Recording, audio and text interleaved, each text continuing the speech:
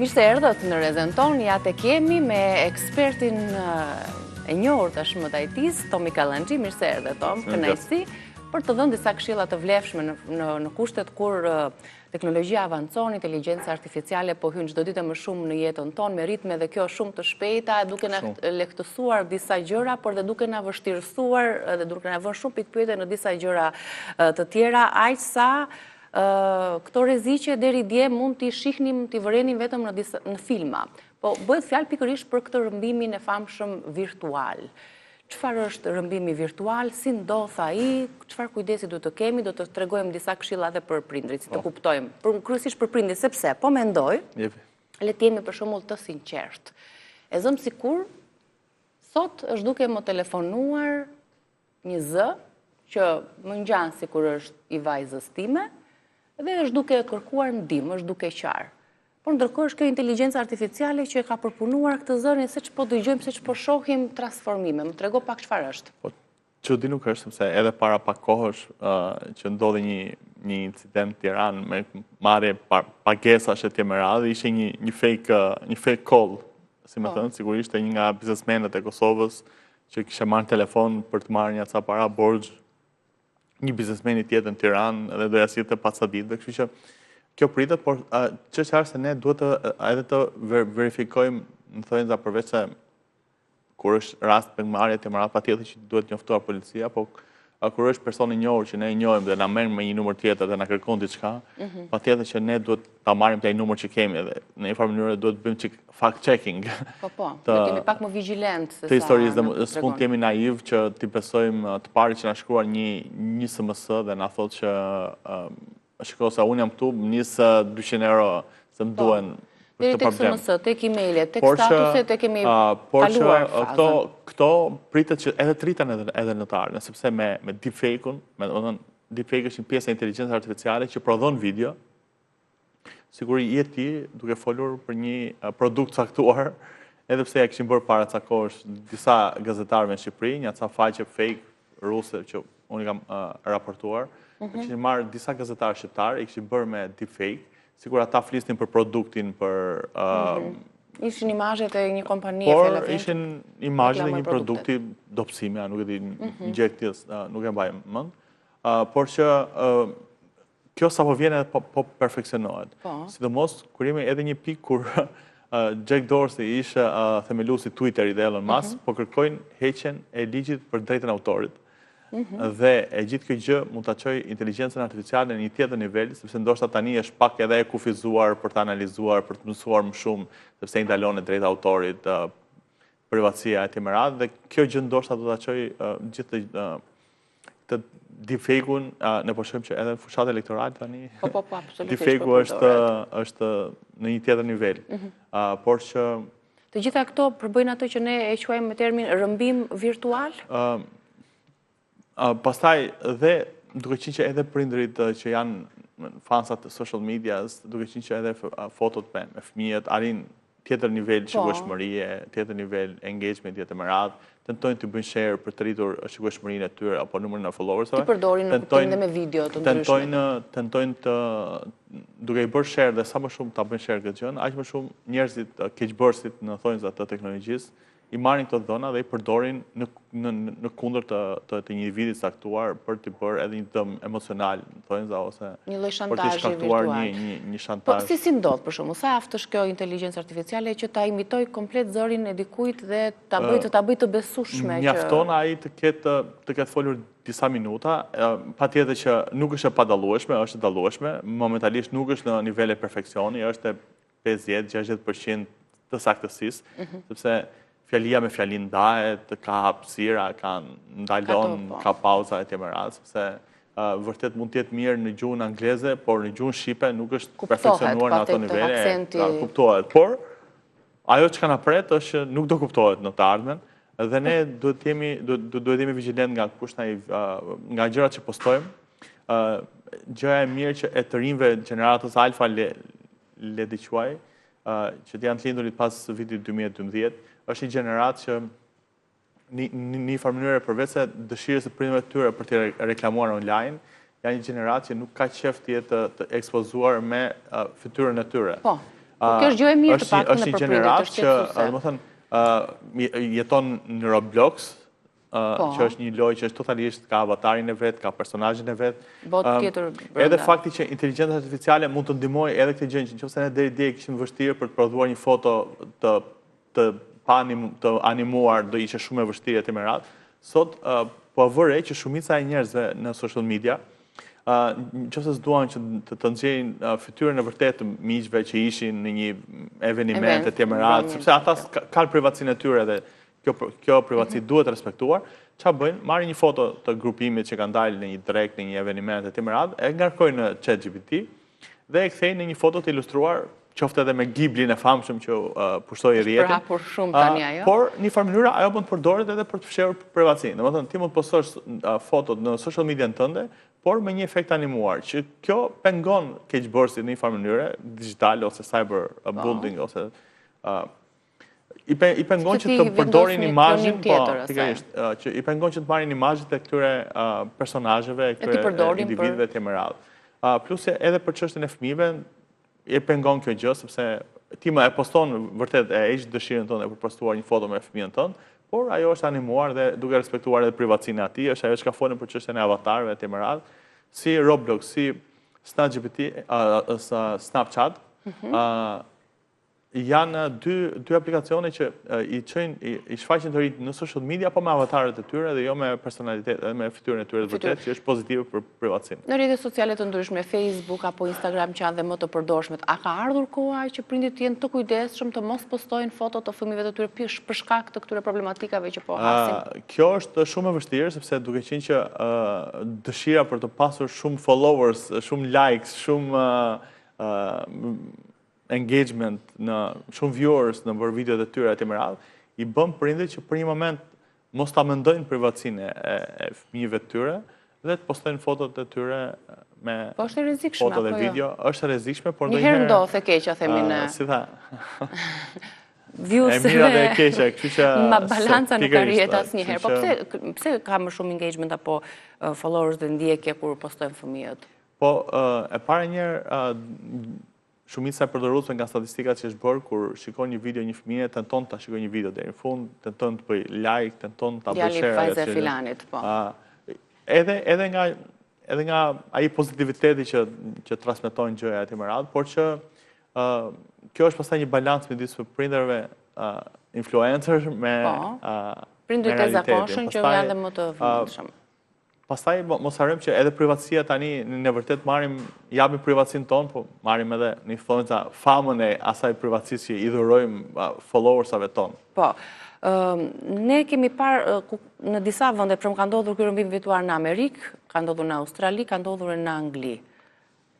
Mund t'ja bëjmë pyetjen vetes, po mund të ndodhi dhe në Tiranë, mund ndodhi dhe ku në Durrës. Mund të ndodhi, Shqipëria një sistem të përgatitur për të përballuar këto rreziqe. Mirë është që fotot që postoni në social media mos jenë real time. Do të thënë, nëse ju jeni në një vend, mos i postoni videot që jeni tani në real time. Do të thënë, nëse sot jeni në Durrës, postojeni nesër ose 3-4 orë me vonesë ose për të shmangur çfarë? Për të shmangur qoftë edhe vjedhjen e një banese, për shembull, se ti ke një profil publik dhe unë shikoj që ju që keni në Durrës ose në një qytet shumë larg dhe shoh në 10 story tënd, ka një precedencë, dhe mos kur je edhe person publik edhe Instagramin e këtë hapur, ka një precedencë që dikush shkojnë në shtëpinë tënde të hyjë, të vjedhë etj. Dhe mund të bëjë dëme. Ose edhe në rastin kur ka ndonjë keqbërës që do të bëjë diçka, ose e di që ti je në këtë vendin, ose një stalker, ose një individ tjetër që do të bëjë diçka të keqe, ose do të të sulmojë, ose do të të bëjë një... Po jemi në këto limitet e privatësisë, nuk kam por që asnjëherë nuk duhen bërë share real time gjëra. Vendodhjen ku jemi ose... Ti mund t'i bësh share, po vetëm 3-4 orë mbasi ka ndodhur ajo gjëja. Jo në real time, sepse është një farë mënyrë ti ruan përveç se edhe e poston, heq atë dëshirën për ta postuar, por edhe ruan një farë mënyrë privatësinë tënde për vendodhjen. Nëse ky rrëmbim virtual me atë zërin e një të afërmi fëmijëve që inteligjenca po e përdor për të bërë një gjë të keqe personit ose një shantazh virtual, nëse mund ta shprehim në këto terma, Cilat janë ato karakteristikat se mund të jetë në anglisht, se mund të ndodhi për shembull për diasporën, për qytetarët atje, si mund ta kuptojmë ne që ky është një zë i klonuar dhe jo zëri i fëmijës apo i tashmit të. Sidomos në gjuhët që janë shumë të përdorshme, kjo gjë sapo vjen po në një mënyrë po perfeksionuar. Bëhet më perfekte. E para njerë duhet gjejmë kontaktin me fëmijën si fillim njerë. Nëse dikush na shallëzon, do të tentojmë të marrim kontakt me fëmijën, mos ta marrim by default atë mesazh që na ka ardhur për hapur panik. Momentin që ne fillojmë marrim kontakte me fëmijën, ose ai është një numër, sidomos numrat që janë nga Afrika e Temerat, në përgjithësi në shumicën e rasteve janë fake. Por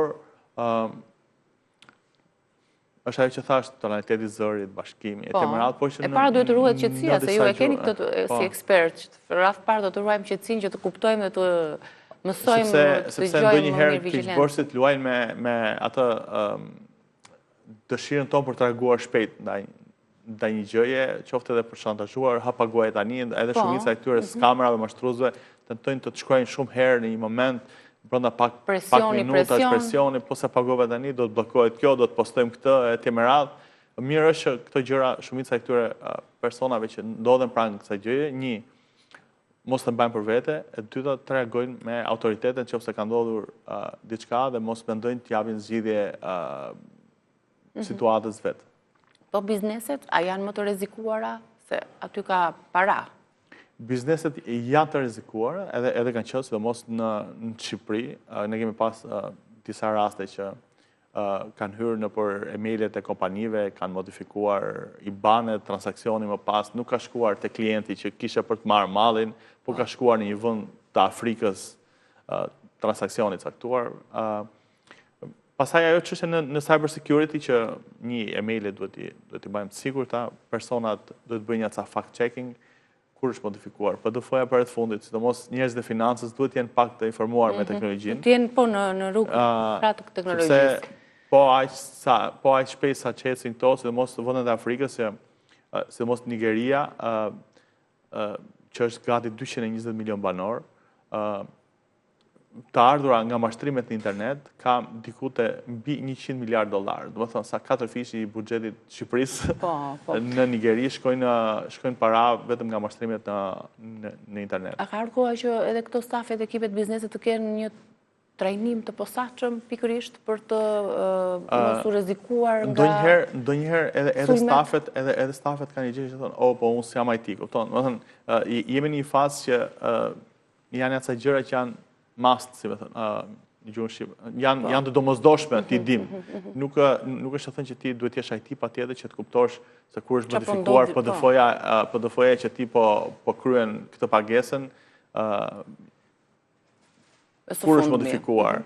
E para njerë duhet përdorin software të licencuar, se në shumicën e rasteve për të kursyer pak para, përdorin software pirat, dhe këta software pirat përdorin edhe si bridge nga keqbërësit për të marrë informacione mbi kompaninë, mbi biznesin e të më radhë. Kjo është më rëndësishme, mos përdorim software pirat, sepse ato siç janë falas, do thotë që një gjë që është falas se ka një nuk vlen, në vërtet. përgjues brenda. Po, unë do doja të dija, sepse po më përdoret masivisht ChatGPT, të cilën çdo individ e ka të shkarkuar në telefon dhe pyet për çdo gjë. Njerëzit e marrin by default të sigurt atë që thotë ChatGPT. Po analiza shtohen aty, po pyetje nga më të ndryshmet, marrin përgjigje. Tani sa duhet i besojmë për përgjigjet që na jep, se përgjigjet janë shumë të këndshme dhe shumë të ngrohta, edhe është aq bindse sa duhet ta besosh apo? Unë gjithmonë qoftë edhe për analizat, për shembull. Bëra një provë, më ka sqaruar, Tomi nuk e ke iden, çfarë më ka thënë? Jo, vërtet është. Por edhe unë me këtë mendim si ju jam, por që në përgjithësi e bëj dhe fact check. Domethënë, vërtet më tha këtë gjën, po. Doktori çfarë do thotë për këtë gjë? Domethënë, se ti vërtet informohesh, por edhe në fund ChatGPT-ja thotë që ne mund të bëjmë gabime, edhe kështu që duhet i verifikoni faktet. Kështu që Nëse njerëzit janë bërë shumë të varur për çdo problem që kanë. Janë bërë shumë të varur, biles më dhëm shpatulla, çfarë kam? Kam këto analiza, mi interpreto. Dhe Google-i ka një problem shumë të madh tani që nëse dikur njerëzit kërkonin në Google. Ishte doktor Google, ose shkonin nëpër portalet e shëndetësisë, nuk shkojnë më sepse rezultatet ose përgjigjet i marrin nga i marrin nga ChatGPT-ja. Nëse të thot ajo, i do të përmbledhura, do të bëj dhe një menu dhe një regjim për këtë problem që ke? Do të bëj një përshkrim të saktë të disa çajrave që mund t'i përdorësh? Është i frikshëm, Tomi. Ku po na çon ChatGPT-ja? Një nga problemet që ka tani për shembull, nëse në YouTube më përpara neve pyesni për shembull si të modifikojmë këtë problem që më ka ndodhur në Windows, tani kjo gjë nuk kërkohet më në YouTube dhe njerëzit nuk shohin më video të gjata, por hyn në Gemini, në ChatGPT, çajin këto inteligjencë artificiale. Po këto platforma të tjera çfarë të ardhme do kenë atëherë meqense të gjithë po fokusohen për të marrë informacionin nga inteligjenca? Këto platforma të tjera do shkojnë drejt rënje, sepse si shumë profesione siç e përmendet edhe ju, nëse unë dua të bëj një recetë gatimi, nuk është e nevojshme që të shoh një video. I shkrova, kam bërë disa teste, i kam thënë më bëj një poezi me këtë tematik. Dhe kishte dhe nota shumë emocionuese brenda, që zakonisht duke qenë se është robot është inteligjenca artificiale është një tjetër që është pak më inteligjente se ChatGPT-ja që quhet Claude. Ajo arrin edhe të shkruaj edhe software shumë të mëdhenj. Mos na thuaj këtë edhe një herë tani, të shkarkojmë edhe Claudin. Jo, ajo është për më teknikët. Më teknikët, ju duhet juve ekspertë. Ajo arrin të zhvillojë arkitektura software-sh e tjerë me radhë që ndoshta do duheshin muaj për t'i bërë, ajo i bën vetëm në pak ditë. Po, ose ti nëse ke një tekst të shkruar me shkrim dorë dhe ti i thuaj që të lutem ma shtyp këtë tekstin, ma kthen, ma zbardh, dhe ti e ke gati për ta printuar. E do dhe një version PDF-je të pyet, po e dua. Dhe fut edhe pak si anë emocionale, që të falenderoj shumë i sjellshme, domethënë nuk e di, na ka fut frikë këto përgjigjet. E vërtetë është. Çfarë nuk duhet t'i çojmë, sepse kam dëgjuar që disa të dhëna duhet t'i mbajmë për vete, jo t'ia çojmë ChatGPT-s emër mbi emër apo foto të analizave konkretisht për rastin ton, adresë emaili. Po ne çikur jemi loduar, çikur jemi regjistruar me adresën tonë të emailit, që aty gjaj kanë kuptuar. Unë se kam vendosur adresën e emailit. Po si e regjistruar? Thjesht e kam shkarkuar në Play Store. Nuk të ruan historik? Jo. Okej. Jam treguar e zgjuar? Edhe po edhe jo, sepse ndoshta edhe kontentin nuk mund ta marrësh aq të mirë sa që merr kur. Po nuk është se më duhet një kontekst, thjesht e kam provuar që jam kurioze të di çfarë ndodh aty. Sepse kur e ke një diçka në një mënyrë të stërvitur me ato sjelljet e tua, me mendimet e tua etj me radhë, ajo të jep fiks një argument ose një analizë fiks siç e mendon ti. E kuptoj. Çfarë mund të shkruaj unë tani për shkakun një pyetje? Më ndihmo pak. Ja, një sekond të heqim ca. Më thuaj çfarë mund t'i kërkoj chatit që të ndihmoj dhe kamerat ta tregojmë për publikun. Një pyetje që mund t'i bëj. Ne mund t'i themi më bëj një poster për recetën, më gjeneroj një poster për recetën e baklavas. Poster për, po pse baklavar më. Po mirë, me kjo merrti në mendje. Ose shkoj që duash. Mire kam se kam ekranin pak. Ja, po e bëjmë gati. Po bëjmë gati. Se nuk ka shanse ta ketë vënuar ndonjëherë kaq shumë një. Jo, tani po gjeneron një imazh. Po gjeneron një imazh për një poster. Domethënë, ti në një mënyrë tani mund të bësh një libër recetash. Me këto posterat që printohen, që gjenerohen nga ChatGPT-ja, dhe mund të bësh një libër recetash të dizenjuar, të ilustruar me. Po e krijon imazhin. Po do t'i bëj edhe një pyetje tjetër tani. Po jo, prit ta gjeneroj atë dhe. Ja. Se është shumë interesante. Për shembull, kjo është në kontekstin e grafikës e dizajnerëve të mëradh, ose ti do duhesh të flisë me një dizajner të ta bënte këtë gjë në të mëradh. Tani kjo gjë shkurton kohën, parat, e ke gati. Sidomos për një small business, tani korporatat që duan një farë niveli cilësie grafiku e të mëradh. Mund të marrim një moment, po deri në fund do ta nxjerrim një poster të tillë, se ndoshta edhe pyetja ishte pak më e vështirë. Sepse ajo po dizenjon gjithë recetën me gramaturat, me detajet e të mëradhe. Si po ecë? Ja. Okej. Është duke e mbledhur nga të gjithë motorët e kërkimit, po si arritet dot që ti të çosh një background të një personazhi të caktuar dhe ajo të sjellë të gjitha detajet e jetës nga fillimi deri në fund. Ajo përdor indeksimin e gjithë websajteve në një farë mënyrë përdor funksionon edhe si një motor kërkimi, si punë e Google-it, që indekson gjithë faqet që janë në internet, për të mbledhur informacion bazë të reputacionit të faqeve e me radhë, dhe merr informacionin e dur në bazë të reputacionit të faqeve që është duke lexuar këtë informacion dhe i jep përgjigje. Po, domethënë nëse ti shkruan dhe emrin tënd për shembull të gjen dhe ke si prindër nga je. Jo, nuk e besoj atë. Nëse ti nuk i ke bërë këto gjëra publike, ajo nuk i gjen dot. Nuk i gjen dot. Ka gjëra që edhe nuk i gjen inteligjenca, po ajo bazohet mbi gjërat publike dhe jo mbi gjërat jo publike. Gjithsesi, për të ruajtur një lloj privatësie, çfarë duhet kemi kujdes që nuk duhet t'i çojmë me foto ose çfarë të dhënash përveç privatësie. Tani në një farë mënyre dhe cili është rreziku në fakt, nëse kur të japim. Ne rreziku presim që të futen reklamat brenda në ChatGPT që doli receta. Doli receta, ta shikoj.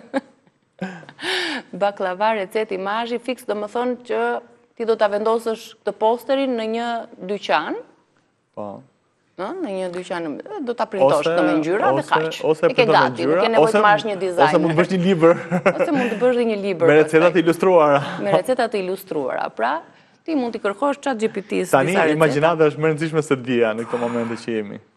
Miri pas ka dhe gramaturat përbërësit, ara, gjalp, sheqer, kanel, baklava, bukur fort. Edhe udhëzime, edhe baklavan që gatoj. Ose këtë poster mund ta marrin, ta postojnë në social media, një portal gatimi për shembull. Po, ta bëjmë një poster me gjitha recetat që bëm sot ne, foto përkatëse dhe na i montojmë. Ju mund t'i kërkoni që për emisionin e sotëm që ne folëm bashkë, më gjeneroj një thumbs që janë ato të YouTube-it.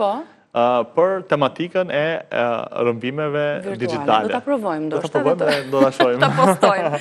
Tomi, të falenderoj shumë. Shumë faleminderit, uroj ditë të mbarë, ndërkohë publicitet ka, do të rikthehemi pas pak, kemi muzikë pak më qetë.